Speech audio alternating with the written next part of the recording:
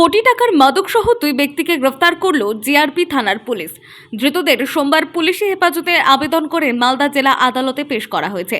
ধৃতের নাম মোহাম্মদ বশির ও গুড্ডু কুমার।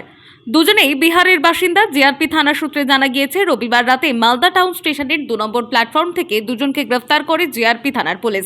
ধৃতদের হেফাজত থেকে উদ্ধার হয় 333 গ্রাম ব্রাউন সুগার ও 438 গ্রাম ইয়াবা ট্যাবলেট। 30/3/2025 রাত্রি 10:30 অনুমান। সেই সময় মালদা টাউন রেল স্টেশনের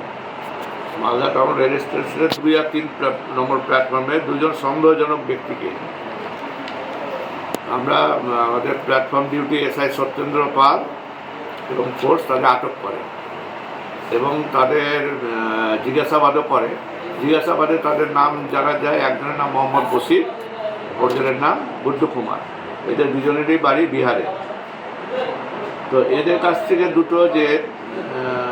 এই দুটো ব্যাগ দেখছেন, পিট্টু ব্যাগ যাকে বলে, এই ব্যাগগুলো সার্চ করে মোহাম্মদ বশিরের কাছ থেকে 337 গ্রাম ব্রাউন সুগার পাওয়া গেল।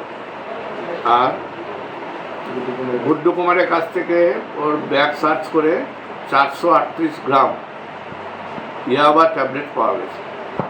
আপনার ব্রাউন সুগারে মোটামুটি 1,36,00,000 টাকা হবে।